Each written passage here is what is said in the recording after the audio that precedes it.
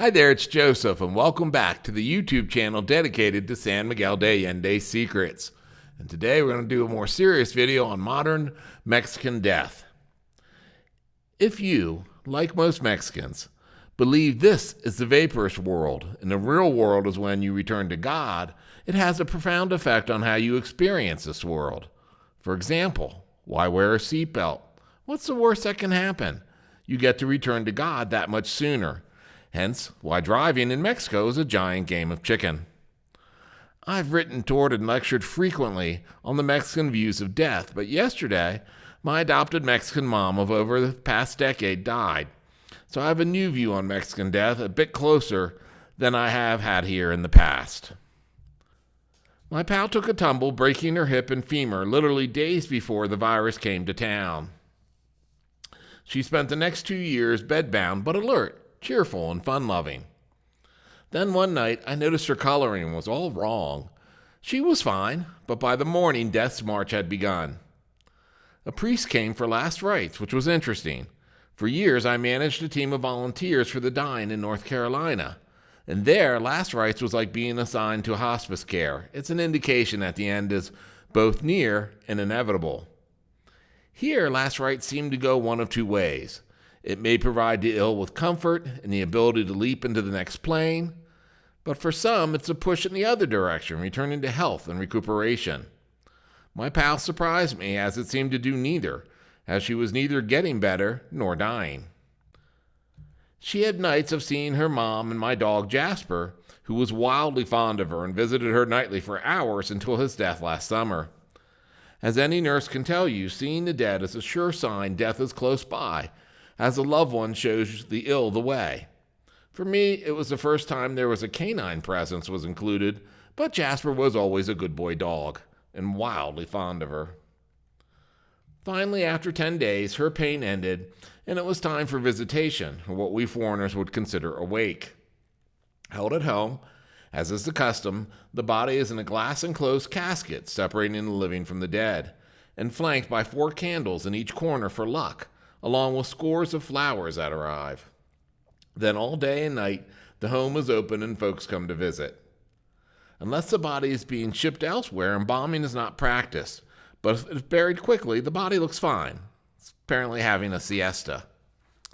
And in between rosary, the wake's mood is cheerful, as stories are swapped and laughter is shared, and if being cremated, you rent a metal coffin for display purposes. The following day is the funeral, called one's ultimate mass, and the casket arrives at the church wrapped in saran wrap, much like you can have your luggage done at the airport. Today's burning candle is found in every church, containing the spices used to clean Jesus' corpse before it took off. The same candle is burned at every baptism as a reminder the baby has to one day die to return to God. My pal also burned that candle at home while sick, as is the custom.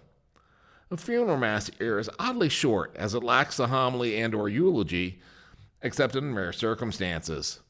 Mass cards, as seen in the lower left, were given out, which is something I haven't seen since college, when if you missed a class for a funeral, you had to bring a mass card to prove you were there.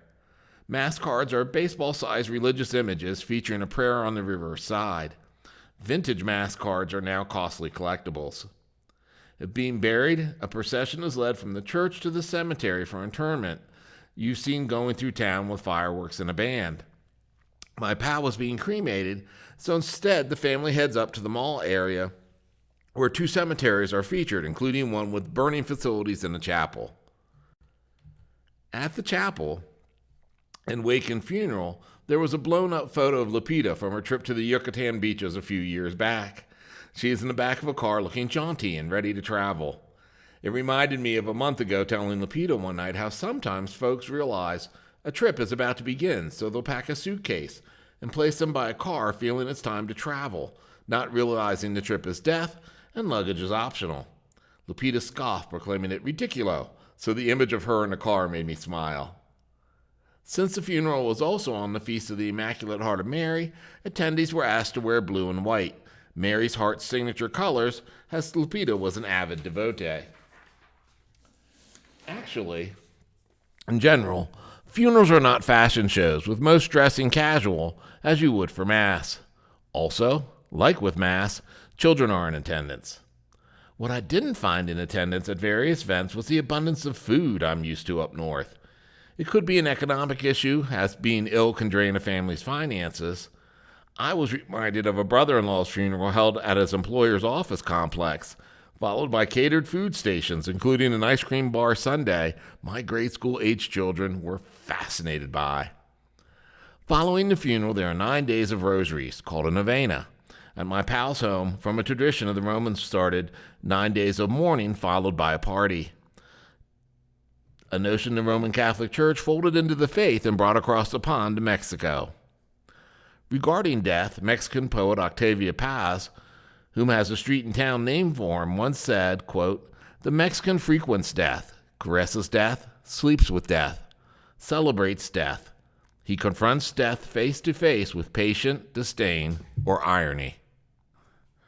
As always, click the subscribe button if you want to be notified of new videos as they come out here on the YouTube channel dedicated to San Miguel de Allende Secrets.